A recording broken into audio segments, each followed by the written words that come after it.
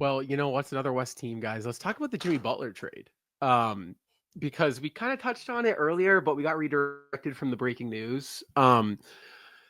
This one, I mean, it makes sense. I kind of was expecting this mentally, kind of the past month since that news broke that Jimmy was unhappy and he wanted out. He wanted to find his joy again.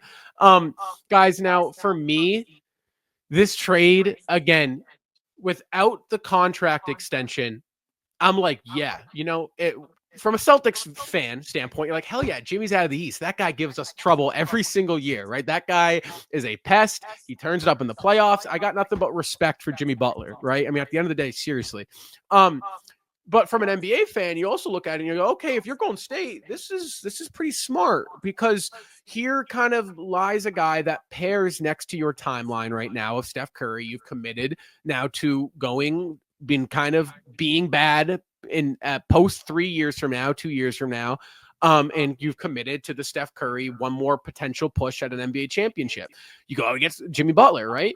But then you sign him to a 2-year 121 max contract extension.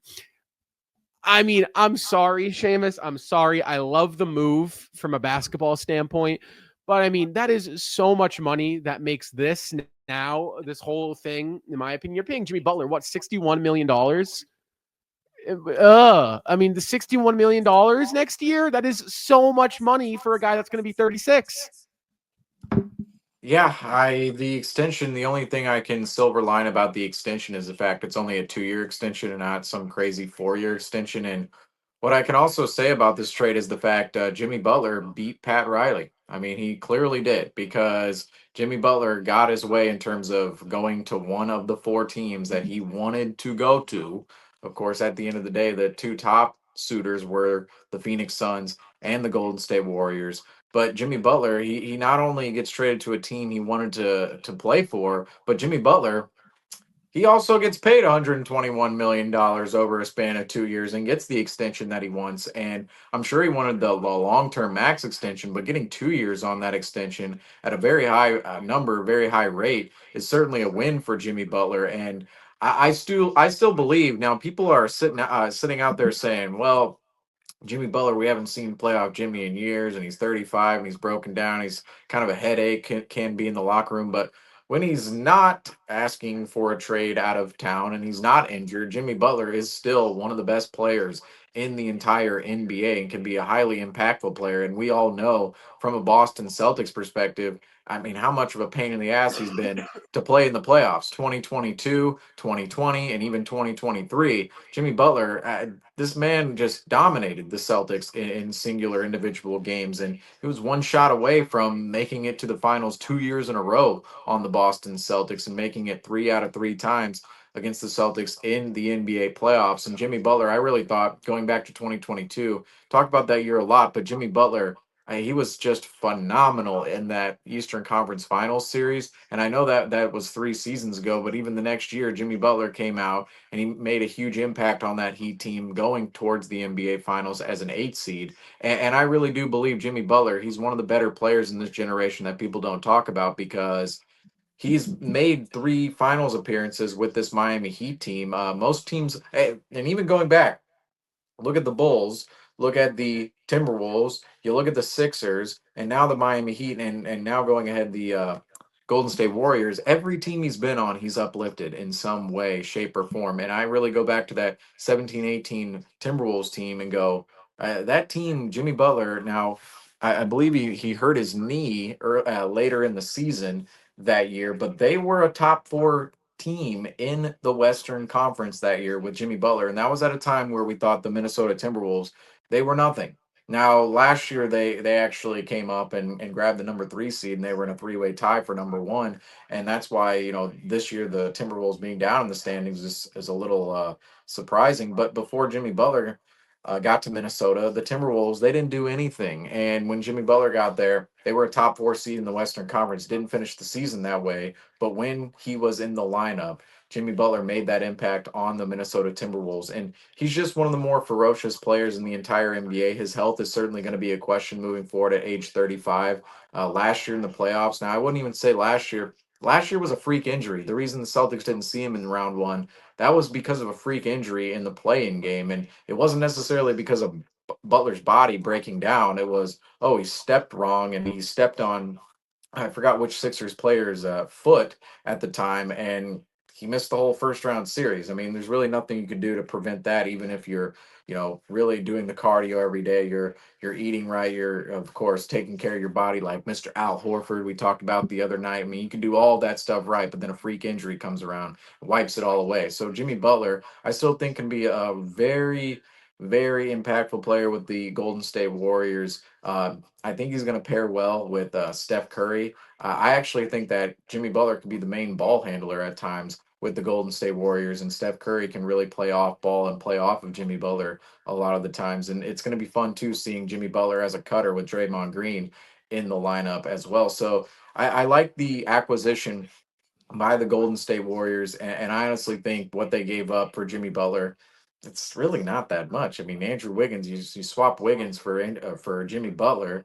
You give up Dennis Schroeder, who really wasn't fitting. I mean, Dennis Schroeder is that one player they got earlier this season because it was, oh, they lost DeAnthony Melton, who was really meshing well next to Curry. But then DeAnthony Melton tears his ACL, unfortunately, and the Warriors just kind of looked around the league and went, oh, we need guard help. Who's giving out a guard? And the Nets went, hey, we got Dennis Schroeder here if you want him. And the Warriors were like, well, I guess sure. And Dennis Schroeder wasn't exactly a fit with the Golden State Warriors at any point in time. And then the Warriors gave up a draft pick as well. But for Butler, you're just full throttle all years ahead if you are the Golden State Warriors, because Steph Curry, he's on the back half of his 30-year-old decade right now.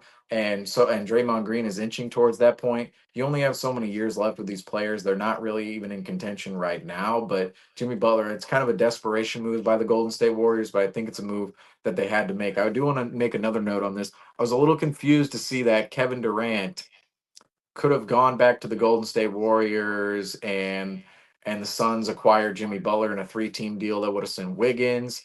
That Brian Windhorst reported this: Wiggins to the Heat, Butler to the Suns, Durant to the Warriors. What I don't understand about that is, why would the Suns trade Kevin Durant essentially for Jimmy Butler? What is the end goal there for the Phoenix Suns? I mean, the Suns, the Timberwolves, the Kings, they just can't get out of their own way. It's always the same teams that you look at and go, what are they doing? Like, what is happening here? What would the Suns have been doing if they traded Kevin Durant away to the Warriors in their own division, much less their own conference, and returned themselves Jimmy Butler? Got Jimmy Butler in return. I don't know what the Suns would have been doing there whatsoever. And I think Jimmy Butler on the Warriors makes a lot more sense, and there's going to be a lot more parity now in the Western Conference with Butler on the Warriors. And I know I joked about him being on the Raptors the other night, but it's good to see a player age 35 actually on a competitive team. And I don't think the Warriors are going to win the title, but could they make some noise out west? Could they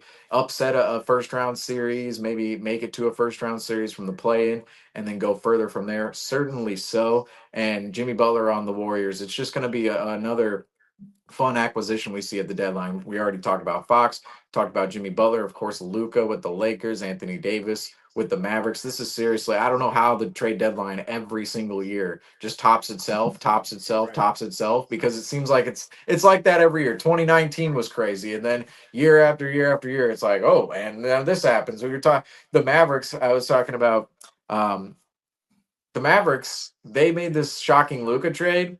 Remember 2 years ago at the deadline, they randomly went, you know what, Kristaps Porzingis, we're done with you. We'll see you later. And that was a shocking move the Mavericks made. And then this year they're going full mode on that end. So this year's deadline was certainly one to live through, because the amount of big names, I will say, moving at this deadline was uh, unexpected. Luka Doncic was clearly the one that just blew this deadline out of the water. But even Jimmy Butler, we knew he was going to be moved, and he was actually moved for real assets, and he wasn't just moved for some picks and the nothing out there. Andrew Wiggins going to the Miami Heat, of course. I don't think the Miami Heat, they kind of look like the new Chicago Bulls. Ooh, Bam Adebayo, Tyler Hero, ooh, Andrew Wiggins. Like, hey, let's make a run at the 8 seed, folks. I think that's where the Miami Heat are going at this point in time. But even across the league, we already talked about De'Aaron Fox, Zach LaVine as well, and already mentioned Luca and Anthony Davis. So this year's trade deadline capped off. I mean, Jimmy Butler was the main name for the whole time, but just all the other names around him as well. Just it was insane deadline to witness and to cover as well. Playing tournament on the Western Conference is going to be pretty much the equivalent of the Eastern Conference's round two of the semifinals. It's going to be a lot of teams who have put a lot of invested heavily into this year's playoff run this year on the Eastern side. You can kind of see where everyone's going to align, and it doesn't seem like the teams on the Eastern Conference side of things really have to invest as much into their team, have that win now mentality. It seems like it's a lot more developmental on this side, and the pieces will fall where they may. And you look at the Western Conference, Jimmy Butler going to the Warriors is another piecing of the Golden State Warriors, another variation of the Golden State Warriors that we've seen, and we've seen them switch it up a lot recently. I mean, from their last championship run with the Celtics was probably the most well-rounded their team was, and probably the best chance to win with Curry that they've seen. But this is probably the best opportunity that Warriors have this season. Since then, with Jimmy Butler back on the roster, obviously we know the competition level and effort that he brings during the playoffs. And I think that this year is going to be one of those years that you shouldn't be surprised if you see maybe the number 7 seed knock off the 2 seed, or the number 1 seed get knocked out by the 8 seed, which would be the Thunder, the Grizzlies, or even the Nuggets, because of how stacked the Western Conference is going into this playoff run. Yeah, I mean the West got wild. I look in the East. I don't really see. I mean, Cleveland got better.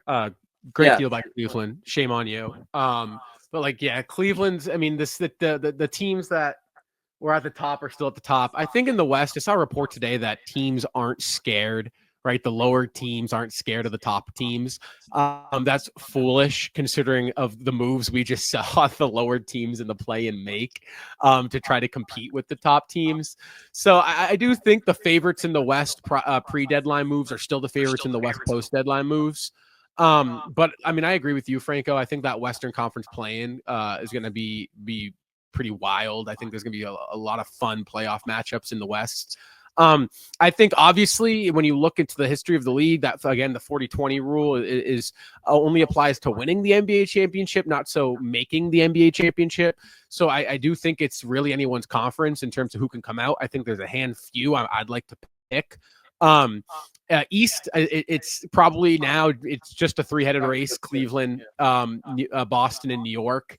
Maybe you could dabble Milwaukee in there, but again, after that Middleton deal, I'm not super really sold on them. I thought Middleton was better for them in the long run. So I mean, it was a fun deadline, man. I mean, Boston stood pat. I'm personally happy on that. You saw guys like Fox get moved. You saw guys like Levine, like Luka, Butler. I mean Hunter, Wiggins. I mean, a lot of guys on the move. This deadline, a lot of teams selling, a lot of teams buying. So it's going to be fun, guys.